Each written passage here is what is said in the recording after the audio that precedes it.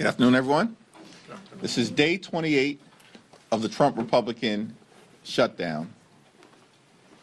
And Democrats continue to make clear that we will sit down with our Republican colleagues anytime, any place, here at the Capitol or back at the White House in order to reopen the government, enact a bipartisan spending agreement that actually meets the needs of the American people, and address the health care crisis that Republicans have caused that is devastating people all across the country, in working class America, rural America, urban America, small town America, the heartland of America, and black and brown communities throughout America, particularly at this point, given the Republican refusal to extend the Affordable Care Act tax credits. That will cause premiums, copays, and deductibles to increase by tens of millions of people by thousands of dollars per year. At the same time, Republicans are now threatening to weaponize hunger against the American people and withhold funding for nutritional assistance for children and seniors and veterans and women. This is on top of the fact that in the one big ugly bill that Republicans passed in July, in addition to a nearly $1 trillion cut to Medicaid, Republicans enacted the largest cut to SNAP in American history, a $186 billion cut. They ripped food from the mouths of children, seniors, veterans, women, and families in order to provide massive tax breaks to their billionaire donors. It's completely and totally unacceptable. And on top of that, now they're threatening to withhold funding that the Trump administration has in a contingency fund in ways that will deprive everyday, hard-working American taxpayers of the nutritional assistance they need to put food on the table. It's now my honor to yield to the top Democrat on the Appropriations Committee, Congresswoman Rosa DeLauro. Thank you. Thank you so much, Mr. Leader, for convening this press event today and on this particular issue, which is really so critical. And I want to say a thank you to my colleague, Angie Craig, and as the ranking member on agriculture. Thank you for your expertise. Thank you for your leadership on this very, very critical issue that we're talking about today. I want to start by making one thing abundantly clear. What President Trump is doing on the hunger issue and on the nutrition issue is immoral. I am the ranking member on the Appropriations Committee, and I promise you that there is funding available to provide SNAP benefits beyond November 1st. There is, at the very least, over $5 billion in contingency funds that Congress set aside. Congress, Democrats and Republicans, set aside explicitly to pay out SNAP benefits in the event of some unforeseen circumstances, like President Trump's shutdown. They are, in fact, by doing this, in violation of the Empowerment Control Act of 1974. The contingency funding that we set aside for SNAP is not optional spending. It is required by the law. We appropriated that money for this purpose. The White House must spend it, and what they are doing right now, blocking these funds from going out, is illegal.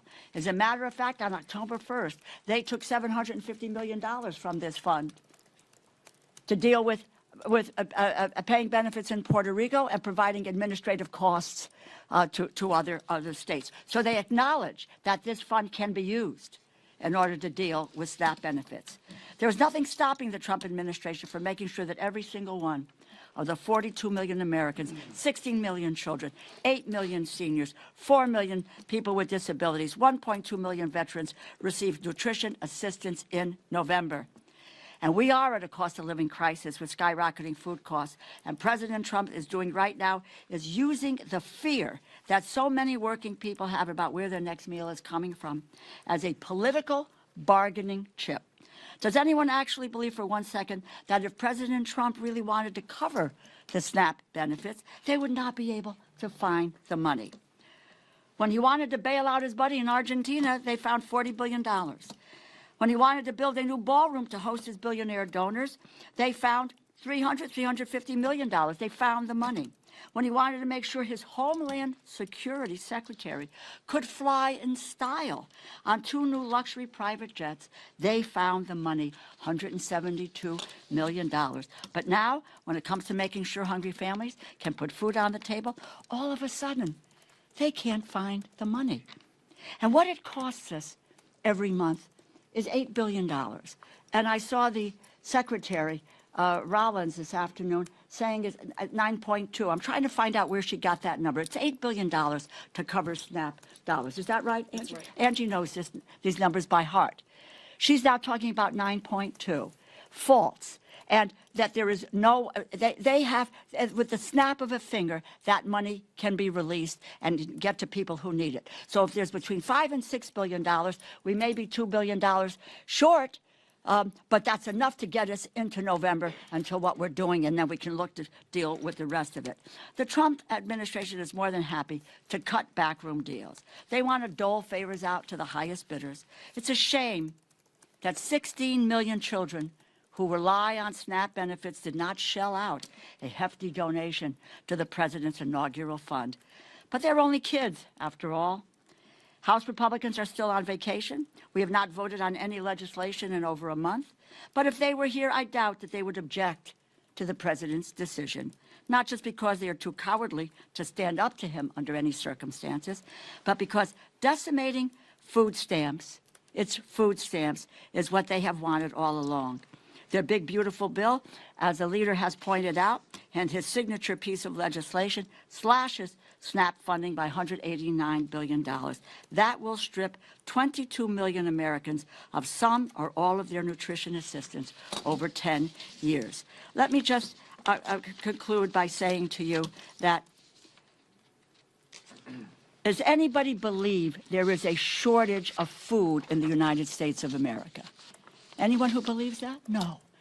We have an abundance of food here in this country. And the president is required by law to use the remaining money in the contingency fund that Congress appropriated.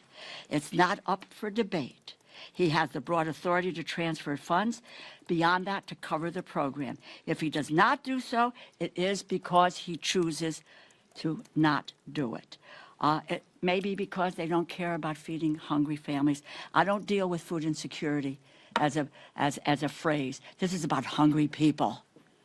People going hungry in the United States when we have an abundance of food in this country. This is not a game, it's people's lives. We're the wealthiest nation in the world, as I said, with the abundance of food, and no one, not an adult, not a child, not a senior, not a veteran, should go hungry in the United States. Under President Trump and Republicans' failed leadership, it is just one crisis after another. Open enrollment for health insurance begins in 4 days. They have not addressed the health care crisis they created. President Trump and the Republicans should return to Washington, end the shutdown. Vacation is over. We are here, we are working, and we are ready whenever they decide to join us. Let me turn it over now to the really indefatigable and will be chair of the not appropriations, of the Authorization Committee, Angie Craig from Minnesota. Well, thank you so much, Rosa, and thank you, Leader Jeffries. We are here today because President Trump and Secretary Brooke Rollins have chosen to take food away from 42 million Americans. Instead of coming to the table and working with Democrats to find a way to protect Americans from losing their health care, their health insurance premiums increasing dramatically, or both, the Trump administration has chosen to use the security of food in our country as a bargaining chip in a government shutdown. The president can't even be bothered to be in the country while Americans line up at food shelves across our nation.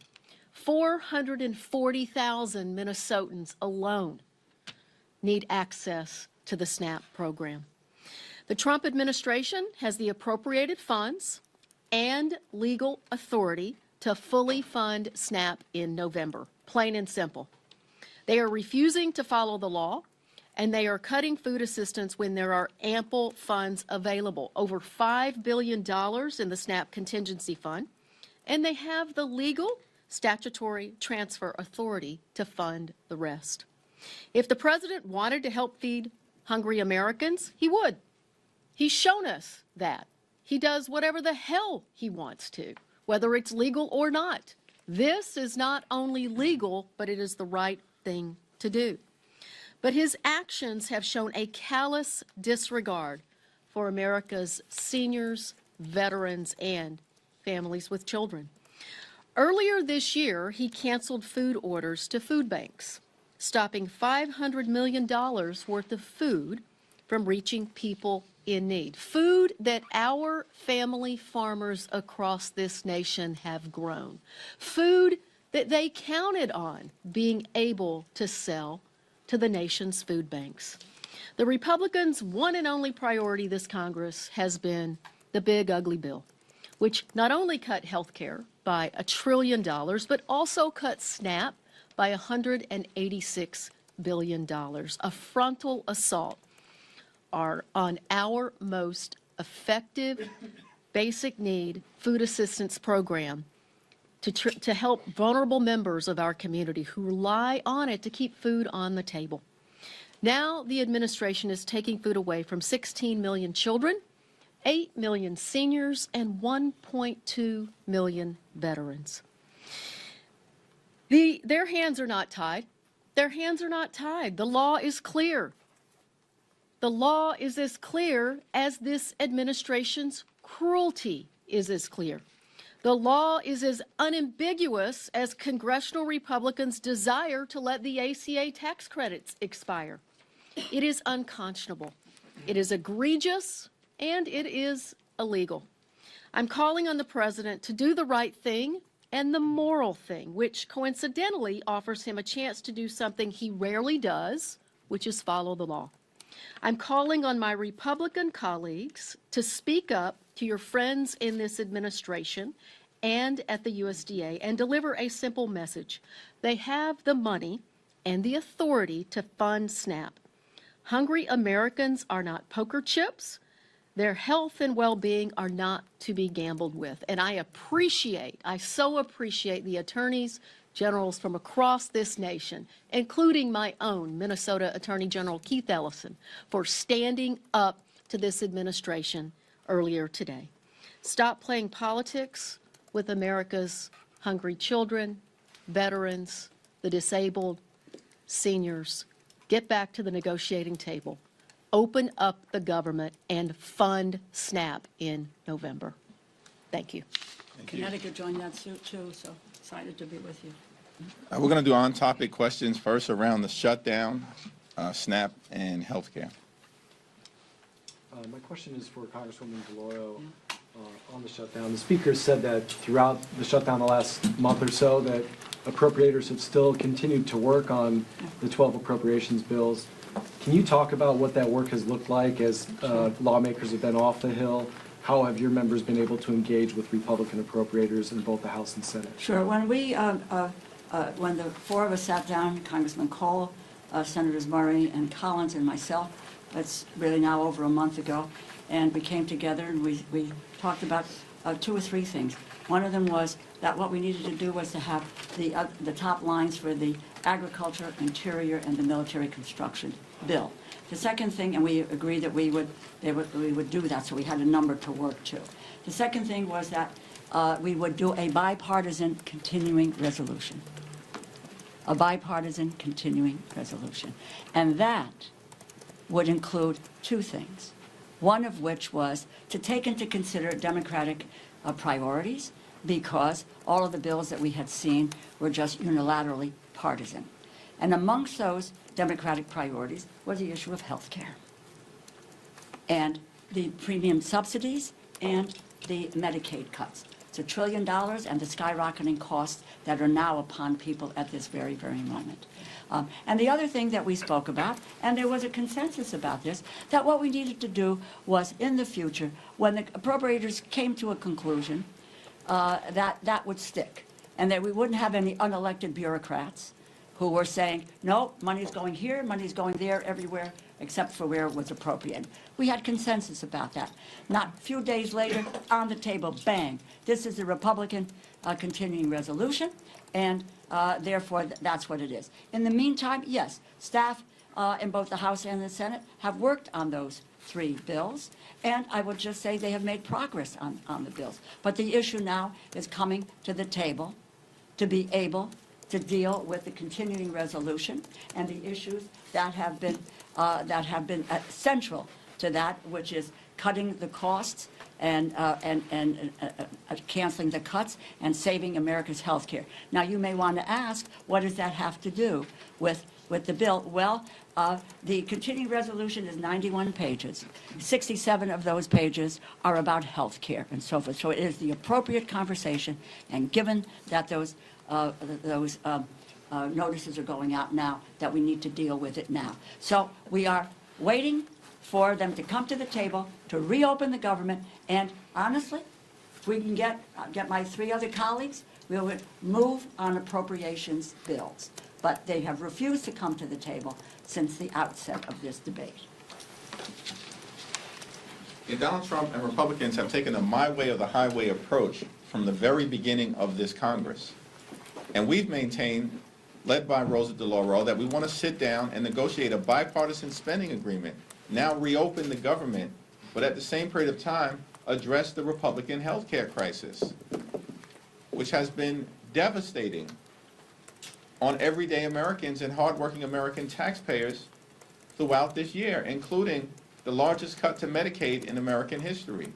Hospitals, nursing homes, and community-based health centers closing because of Republican policies and their one big ugly bill throughout America, including in rural parts of the country. The American people now confront the possibility of a $536 billion cut to Medicare because of what Republicans did in their one big ugly bill if Congress doesn't act by the end of this year, and now because Republicans refuse to extend the Affordable Care Act tax credits, tens of millions of Americans right now are receiving notices as we approach open enrollment on November 1st, indicating to them that their premiums are going to skyrocket in ways that will make it unaffordable for them to see a doctor when they need to see one, when their children needs to see one, when their family members need to see one. This is a health care crisis that Republicans have visited on the American people, and it has to be dealt with decisively. We're now heading into a SNAP crisis. As Angie Craig and Rosa DeLauro have so powerfully articulated, that is a man-made Republican crisis because Donald Trump has decided that he wants to force millions of Americans, including possibly 16 million children, to experience hunger so they can continue their my way or the highway approach toward driving their right-wing extreme agenda down the throats of the American people. Unacceptable. Mr. Leader. Thank you, Mr. Leader. Today is the first day air traffic controllers will go without a paycheck. You're speaking about SNAP right now. We also have questions around how troops are going to get paid. At the crux of your fight against the Republican bill is the ACA is healthcare. Are you concerned that these other issues, these other pressing issues like SNAP, the air traffic controllers not getting paid, troops not getting paid, are you concerned that that will start to dominate the conversation or dominate the consciousness of America, that the ACA conversation kind of gets pushed to the wayside? Well, we've made clear from the very beginning that we want to enact a bipartisan spending agreement that meets the needs of the American people, that improves their quality of life, that drives down the high cost of living here in this country, where costs haven't gone down, as Trump promised on day one, costs have gone up. And we set out from the very beginning in September that we want to reach a spending agreement that's bipartisan, that meets the needs of the American people in 3 areas: their health, their safety, and their economic well-being.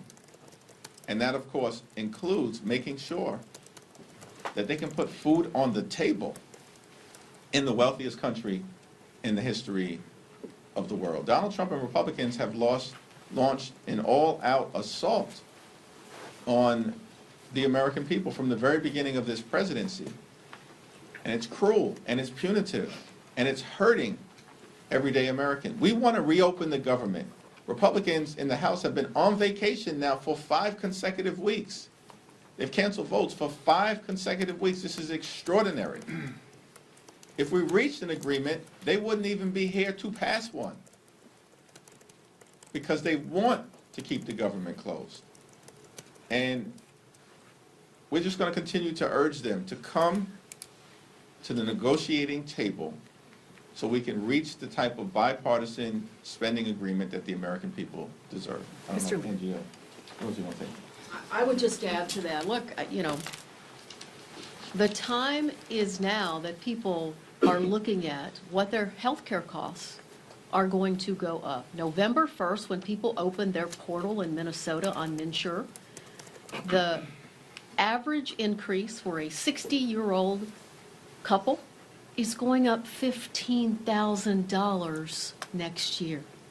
Think about that. How can Americans fit another $15,000 into their budget? They can't even afford their housing and their health care and their grocery costs today.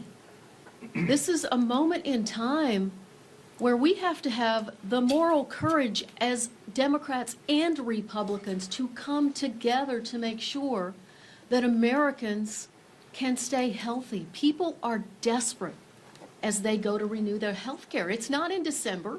It's not next year. It is November 1st, this Saturday.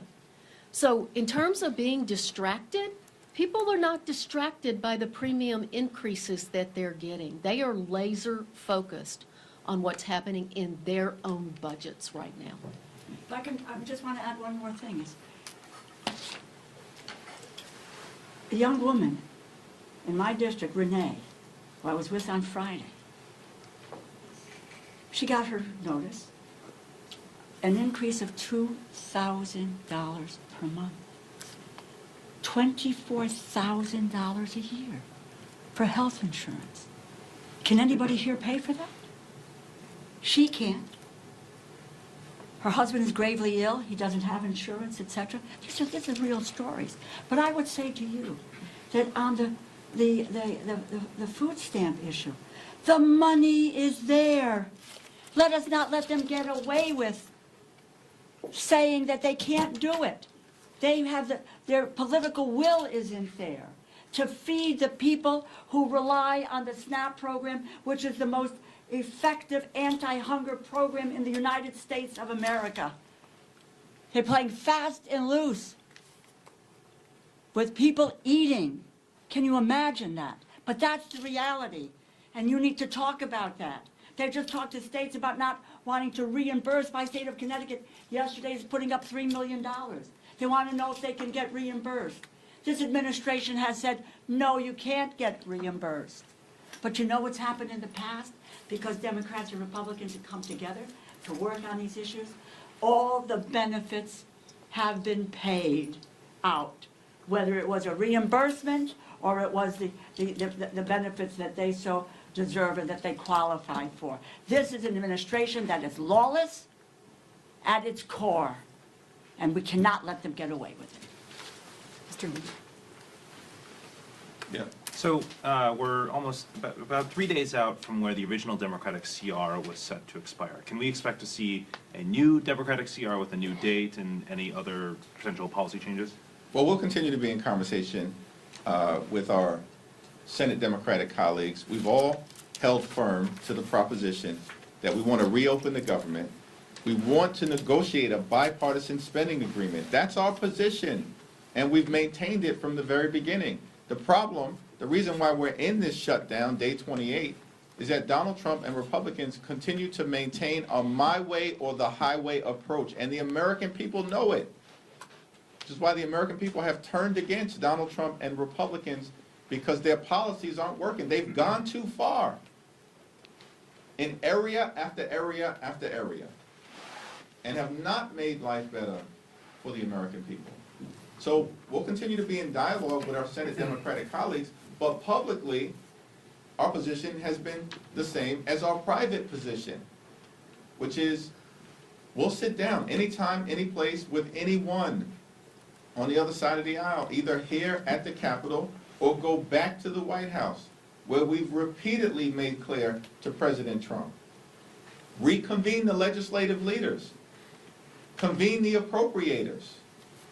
Do what leaders do in moments like this, as opposed to being missing in action now for 28 days while finding $40 billion to bail out a right-wing wannabe dictator in Argentina and destroying the historic parts of the White House in real time so that he can construct a ballroom where he will be celebrated like a wannabe king. This is all outrageous stuff.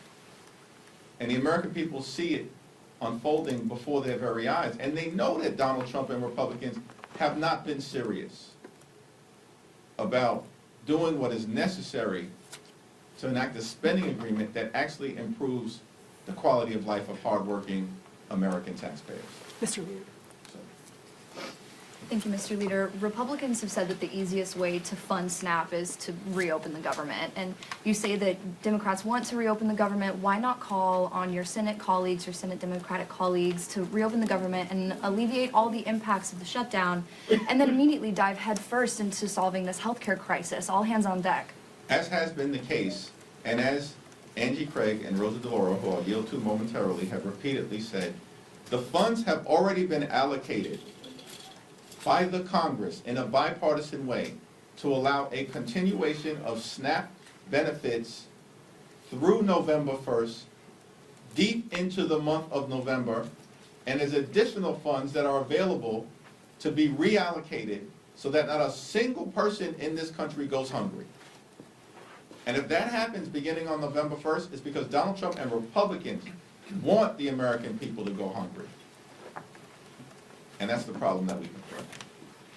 Yeah, that's absolutely the case, and that's exactly what the lawsuit that was filed across this country by 23 states, District of Columbia, others, says that they have an absolute legal responsibility to use the contingency fund to fund SNAP. That we have never seen a lapse in funding of SNAP during a government shutdown previously.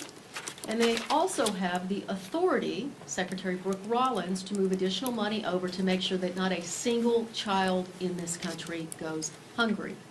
They are ignoring their legal responsibility. They are ignoring the moral clarity that we have, that there is no way we should be allowing seniors and veterans and children to go hungry in this country. And where are they? The president is in Japan, trying to get people to buy foreign cars. Last week, he was trying to get people to buy Argentine beef. This is not an America First administration. These are not America First policies on behalf of this administration. And what people really care about in Minnesota and across this country is what's happening in their own budgets. And what's happening in their own budgets is that this president's trade wars, attacks on family farmers by decimating the farm economy, is causing farm bankruptcies to dramatically increase across our country. And look, it's a slap in the face to family farmers. Without those farmers, we will not have food security in this country, and this administration needs to step up and do the right thing. By the way, supplemental nutrition assistance program, you know, we just don't sit here and say, okay, we're going to pass this law today, and Democrats and Republicans are going to agree to that, and the president signs it into law, and then we say, oh, hey, did we really mean to do that? And just to ignore that, which is what is happening. It is in the law. And they are violating the law because they don't have the political will to do it. Because, you know why? Because what they want to do is, as Secretary Rollins did this afternoon on TV, is to say that the Democrats are responsible for taking food out of the mouths of children, or some other, quite honestly, cockamamie excuse that she might have for not following what the law of the land is. But it is, quite frankly, starting with January, there's been an unbelievable violation of the Constitution and the laws of this nation with this administration. But you know, let's stand our ground and let the people know that the money is there. They need to wave their magic wand, and the money will go out, and in short order, we'll be able to get 42 million people fed in the way that the food stamp program has done from its outset. Let me thank Congresswoman Rosa DeLauro and Congresswoman Angie Craig for their continued leadership. Thank you. Thank you. This question is for any of the representatives, but now it'll be for you, Leader Jeffries. Mike Johnson and some of his Republican colleagues have pointed out the pain of Americans losing access to nutritional assistance programs, including in this press conference today. Although they do blame Democrats for funding health care for who they call illegal aliens, do you think there's going to be any flexibility for them in meeting with Democrats to address this issue, given they've talked about it? The Republicans passed their one big ugly bill in July. And that bill hurts everyday Americans to reward their billionaire donors. And in that bill, they enacted the largest cut to Medicaid in American history. Hospitals, nursing homes, and community-based health centers are closing all across the country, including in Louisiana, because of what Mike Johnson and Republicans did in that one big ugly bill. And at the same time, they cut SNAP benefits by $186 billion. Donald Trump and Republicans literally ripped food from the mouths of hungry children, seniors, families, and veterans in order to reward their billionaire donors. That's what the one big ugly bill was all about. And so at this moment in time, these Republicans have zero credibility as it relates to the issues connected to health care and SNAP.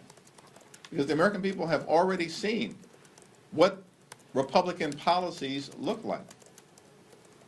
And that's ripping health care away from millions of Americans and doing the same thing as it relates to nutritional assistance. Our position continues to be clear. Let's sit down. Let's reopen the government.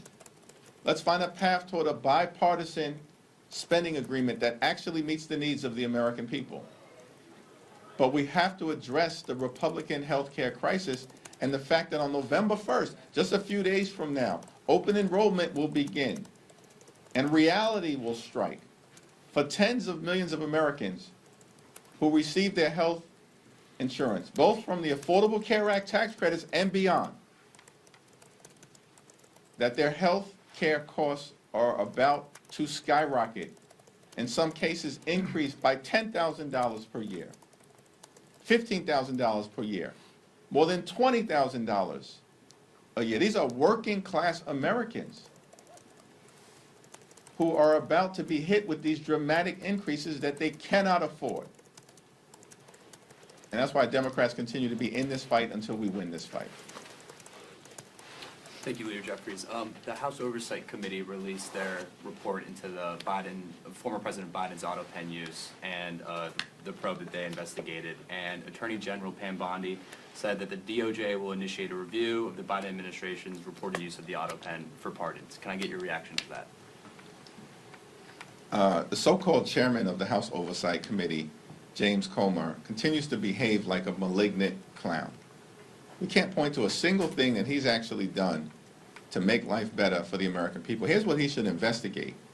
if he's investigating presidents or former presidents. Investigate the fact that Donald Trump promised that costs would go down on day one. He promised, Donald Trump, repeatedly, that costs would go down on day one. Costs haven't gone down. They're going up. Inflation moving in the wrong direction, as evidenced by the most recent report that was just issued last week. Housing costs are up, grocery costs are up, child care costs are up, electricity bills are through the roof. And now, because of the Republicans' refusal to extend the Affordable Care Act tax credits, tens of millions of Americans are about to experience dramatic increases in their health care costs that will force medical bankruptcy on many of them, or they'll have to make a choice between going to see a doctor, putting clothing on their back, paying the rent or mortgage, or putting food on the table. This is what's happening in the United States of America, the wealthiest country in the history of the world. If James Comer wants to investigate something, investigate Donald Trump's lie that he was going to lower costs on day one. Thank you, Leader. I have two questions. The first is about the federal workers, the largest unions letter earlier this week. Does this give you any concern that that will put pressure on Senate Democrats to cave? And then the second question is about Mamdani. Obviously, you've given him his endorsement. Do you encourage Leader Schumer to do the same? I issued a statement with respect to the mayor's race in New York City last Friday. That statement speaks for itself. In terms of the current situation that we find ourselves in relative to hardworking federal employees, we support them and will continue to stand by them. The Trump administration has fired or let go more than 200,000 hardworking federal civil servants this year prior to the shutdown that they're visiting on the American people. That's what the Trump administration has done. This year, fired more than 200,000 hardworking federal employees. They have been targeting civil servants from the very beginning of this presidency. In fact, members of the Trump administration have said publicly that they want to traumatize federal employees. That's what they've said. That's what the OMB director said. So our position will remain consistent. We want to reopen the government. We want to make sure that every single federal employee gets paid, both the ones who are furloughed and the ones who are essential workers who have been forced by this Trump administration to work without pay because Donald Trump and Republicans continue to keep the government shut down. We know that's their position because House Republicans have canceled votes for 5 consecutive weeks. We know that's the Republican position because the Senate Republican leader continues to bring the same partisan Republican spending bill to the floor for a vote. It's now been brought to the floor 13 times, and it's went down to defeat 13 times because Leader Schumer and Senate Democrats, partnering with House Democrats, have continued to take the same position. We will not support a partisan Republican spending bill that guts the health care of the American people. Third row. Thanks, sir. I'm curious for your reaction to reports that DHS has purged senior ICE officials and wants to replace them with Border Patrol. Are you concerned that this might signal a shift in how the administration is approaching deportations? Well, our view with respect to the immigration issue generally is that we support a safe and a strong and a secure border at all times. And that will continue to be important. We have a broken immigration system and it needs to be fixed. It needs to be fixed in a comprehensive and bipartisan way. At the same period of time, the American people are understandably horrified at the extremism that the Department of Homeland Security has unleashed on law-abiding immigrant families and communities, separating hardworking mothers from their children, in many instances, children who are American citizens. And so it's our hope that if there's going to be a change in personnel, it's actually to enact a more humane approach rather than what we've seen in community after community throughout the country, including in the Chicago area, which is rightly turning off the American people to the extreme immigration policies of Donald Trump and the Republicans. Yep. Do you believe Eleanor Holmes Norton should retire, given mounting concerns over her mental fitness for office? I have not had a recent conversation with Delegate Eleanor Holmes Norton. Obviously, she's had a legendary career. Ultimately, it's going to be her decision and the people of the District of Columbia to make that decision as to who's best positioned to represent their interests moving forward. Thanks. Just piggybacking off of an earlier question, regarding the Federal Workers Union, Speaker Johnson earlier today, reportedly on the call with his conference, indicated that he thought that that pressure and the SNAP benefits would force Democrats' hand to adjust. What's your response to his supposition that this may change things? And is there any, in your mind, is there an off-ramp? Well, Democrats are going to continue to stand up for hardworking federal employees, as we've done throughout the year, in the face of the relentless targeting of civil servants by Donald Trump and his administration. Federal employees know who stands on their side. It's us, House and Senate Democrats. They've lived the experience of the Trump administration going after them in the most horrific ways possible since January 20th, and we, as House and Senate Democrats, are going to continue to stand up for them. We're going to continue to stand up for nutritional assistance.